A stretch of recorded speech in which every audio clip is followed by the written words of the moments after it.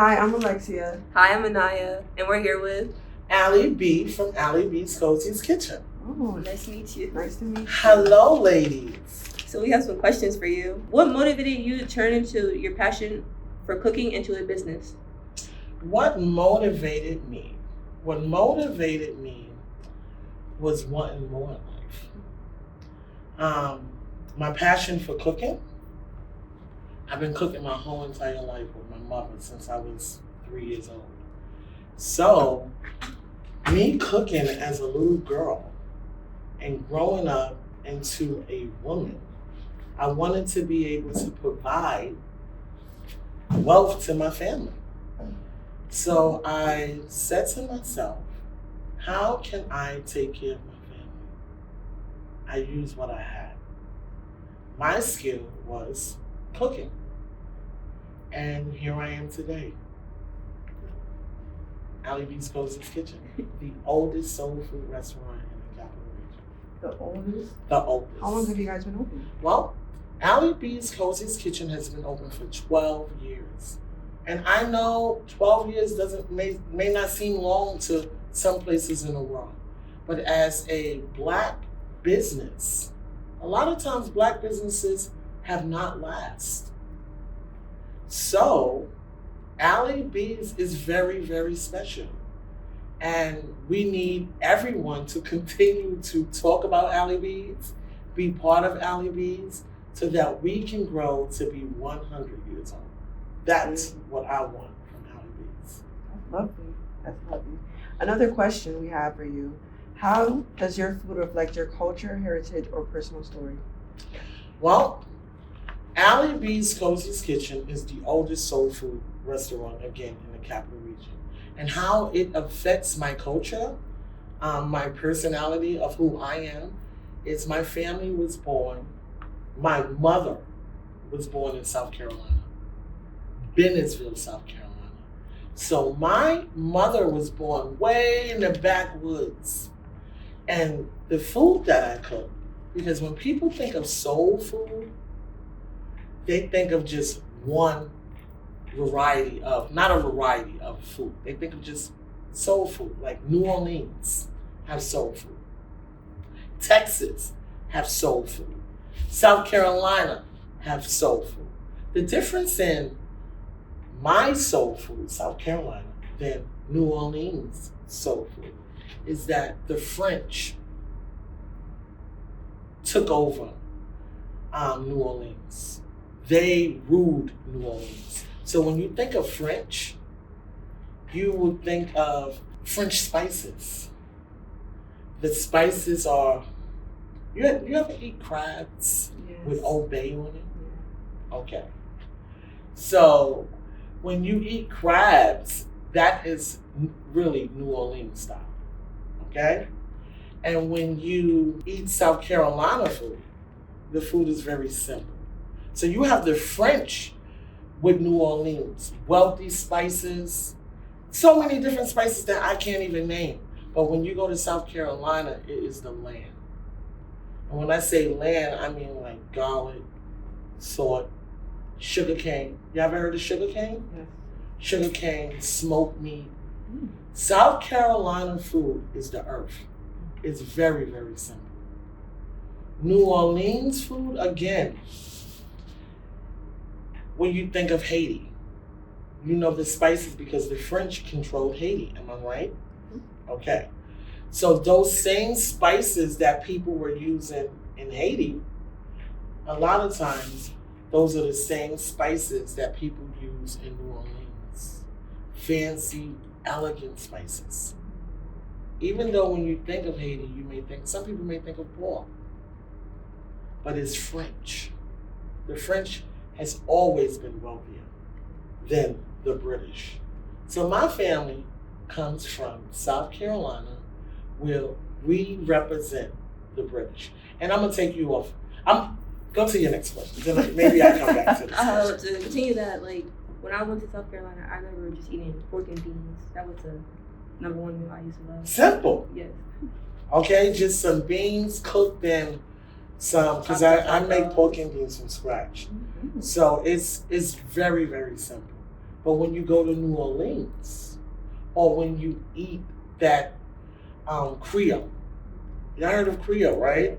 So Creole is New Orleans. The flavors is like, it even can remind you of Jamaican, that Creole food. Because it's so well seasoned, it's well seasoned to the bone. Dancing. And it is delicious. But back to South Carolina, our food is natural. Because again, the British controlled the people at that time of slavery. Okay? Okay. Okay, next question. How has your confidence grown since starting Ali B's Cozy Kitchen? Well, this is what I will tell you about my confidence. I have always been a girl full of confidence. Now, I do get scared. And I want you to know that it's okay to get scared and it's okay to be afraid. But I have always been a woman that was very loud speaking. Because when I was a little girl, and I was like in, I guess, baby school, when I was like 3, they taught me to speak loud because I'm an African American woman. That if I didn't speak loud, I would not be heard. So I was taught to say, my name is Ali B, not my name is Ali B. I was taught to speak so that it can echo and be heard. So growing up, it it gave me confidence. How did your partnership with Market 32 begin? Well, that's a good question, okay? It makes me smile. So it's so much to the story. But the story began with me wanting to help someone else. So I wanted to help the Red Cross. You ever heard of the Red Cross? So the Red Cross was having a gala. I go to this Red Cross gala because I want to support the Red Cross. And the Red Cross was created by a woman. So I really wanted to help the Red Cross. Like, this woman created the Red Cross. I want to be more involved in things that women create. So I go to this gala. I'm sitting at a table, and a young man named Sam Triboli, that's his name, walks past me and looks, and he says, "Hello, Ali B." I didn't know this man for nothing. He reaches in his pocket and he gives me a business card. And he says, "Your food is delicious." Here, I look at his business card, and the business card says what? Market 32. Market 32. And I say, "Wait a minute, I do need your help." And he looks back and he said, "Well, how can I help you?" And I say, "Can you put my mac and cheese in Market 32?" And he says, "You know what, Ali? I love your food.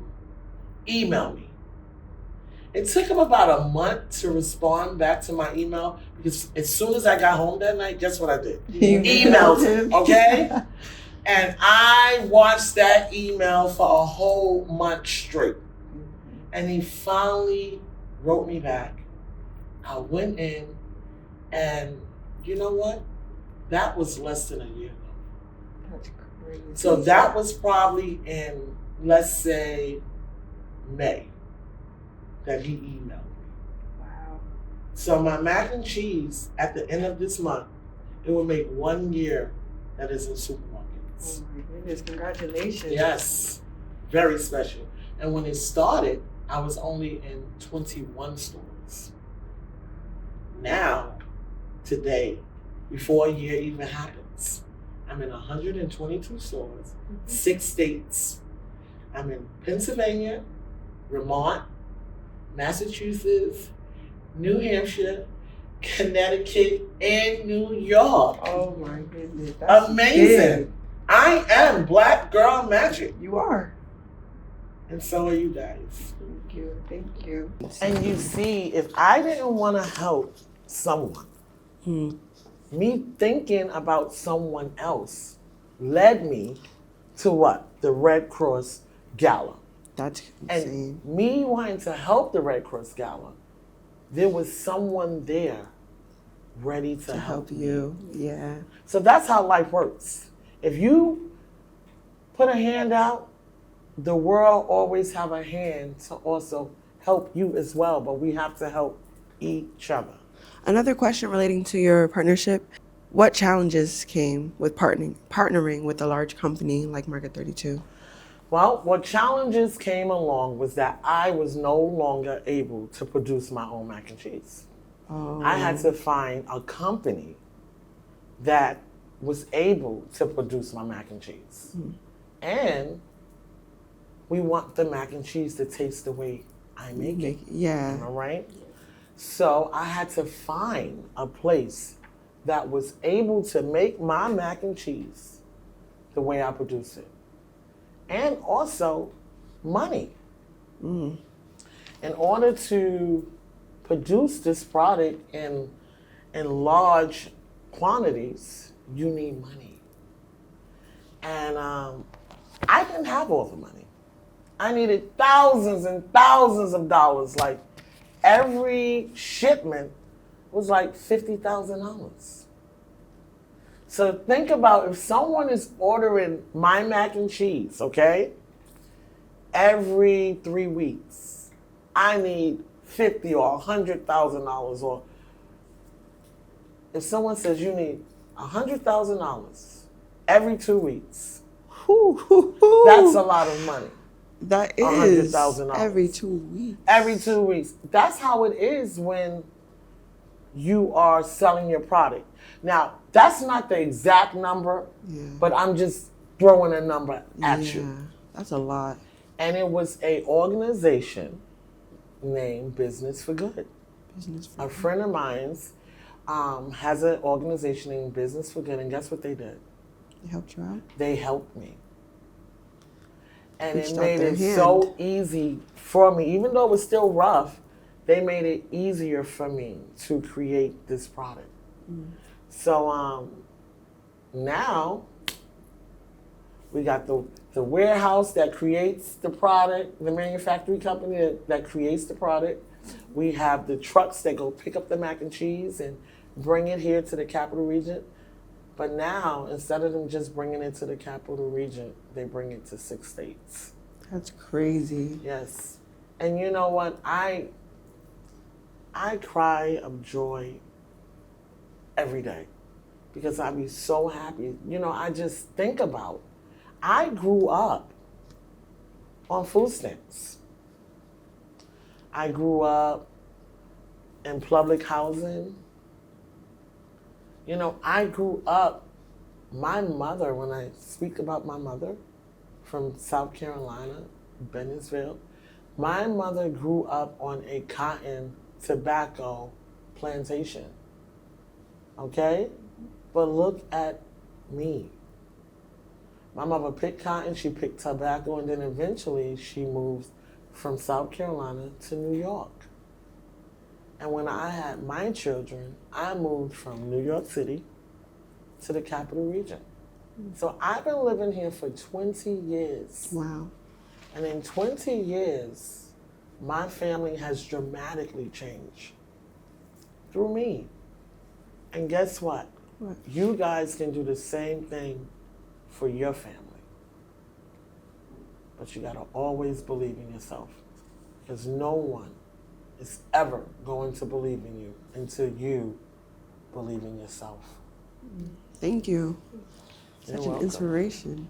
You're so welcome. I might use that as my senior coat. Okay, how can students apply lessons from your journey to their own future goals? Well, I would say listen to your parents. That is the most important lesson that you can follow in life. Is listening to your mother and your father because they want the best for you. When you go out in the world, people are going to like you and people may even love you. But everybody has competition. And when I say competition, because who want to be part of competition? Nobody, okay? But life is competition. How? Because both of you girls want to succeed. Now I know both of you girls have different things you want in life, but think about if you want to be a nurse, and say like if you want to be a nurse, okay? We got two girls that care very much about each other, and say like you both wanted to go to Georgetown, okay? Now y'all just girls that go to school. You don't live together, you just go to school together. Mm-hmm. But y'all want the best for each other. And Georgetown shows up at KIT. And Georgetown says, we can only take one girl. Okay? Yeah. We need for you to go write an essay. Both of you girls are going to go home. You're going to write that essay. You're going to bring it back to school. Okay? It's only one of y'all getting in. That essay is the competition. Mm. Did you go home and take your time and write the essay? Mm-hmm. Do you understand me? Yes. And so when they come and they choose whoever they choose, you or you, for this education at Georgetown, one of y'all gonna get it. And your mother is going to be at home saying, I want my baby to get this. And your mother is going to be at home saying, I want my baby to get this. Now your mother loves her. Your mother loves her. But you are your mother's baby. And you are your mother's baby. Mm-hmm. So you already know the answer. Your mother is going to want you to get it. So you have to say to yourself, that's how life really works. You have to put more effort in to get things for life. If not, you won't get there. The same way with me. I have friends who own businesses just like I own businesses. Mm-hmm. But what's good about my life is that I'm not at the bottom anymore. So since I'm not at the bottom anymore, to be honest, certain things, there is no competition for me no more because I'm not there. But in the beginning, there was. You can imagine. Yes. You know how many places want to be in my spot? In Market 32? Do you get what I'm saying? Yeah. Yes, ma'am. But I was chosen. And see, that's how life works.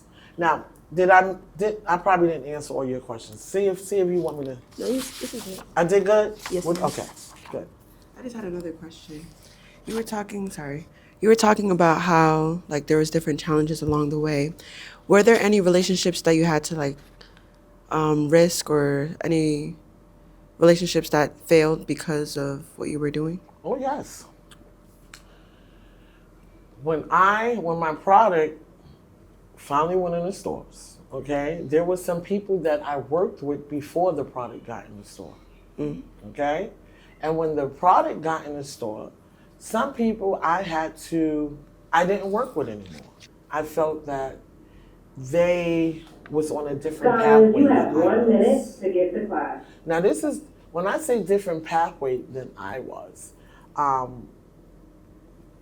like for instance, they probably didn't understand how much money I wanted to make. You know, some people you're gonna work with, they may be happy if you stay in 5 stores. Like, people may be good to you, but I have to say, I don't wanna just be in 5 stores. Mm-hmm.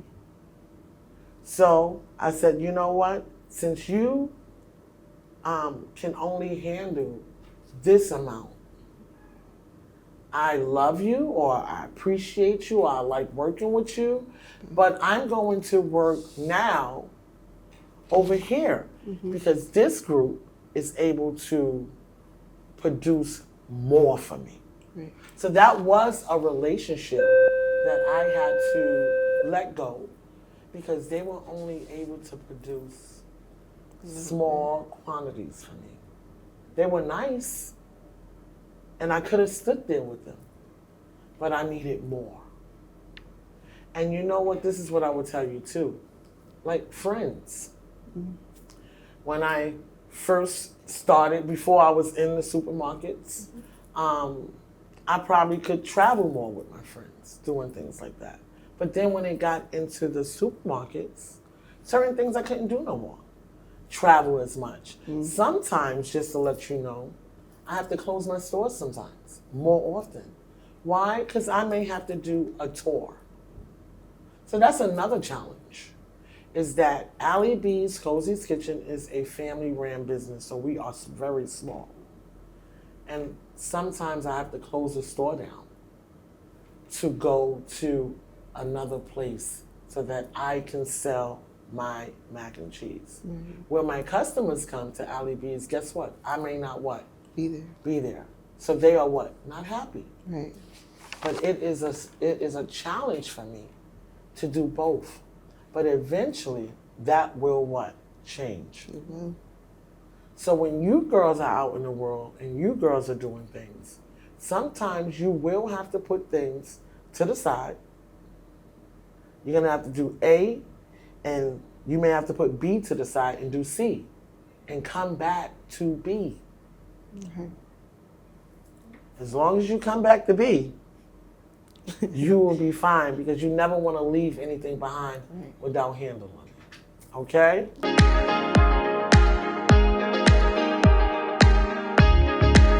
So in 1784, that's a long time, right? 1784, Thomas Jefferson, the president, went to France with his enslaved people. And the French created mac and cheese. Did y'all know that? So the French created mac and cheese the same way the French had all of those fancy spices. Now some people use 5 cheeses, but this recipe you girls is about to eat is only 1 cheese. So that's why we only use 1 cheese. And you can look up the story. There was a gentleman named James Hemings. Y'all ever heard of Sally Hemings? No. So Sally Hemings was an enslaved woman.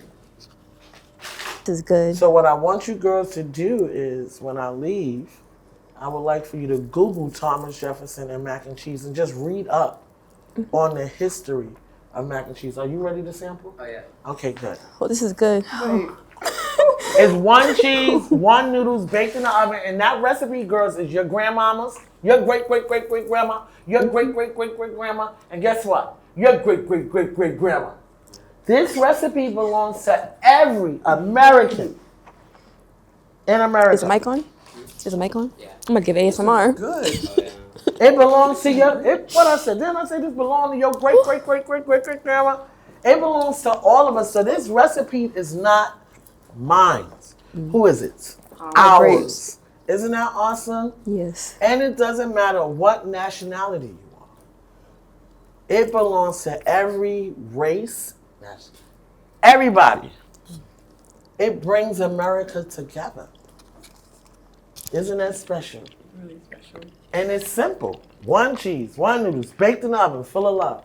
So again, yes, we love mac and cheese with 5 and 6 cheeses. But we also love authentic and original. And that is authentic and original. Okay? Yes, ma'am. All right. Thank you so Shut much. me down.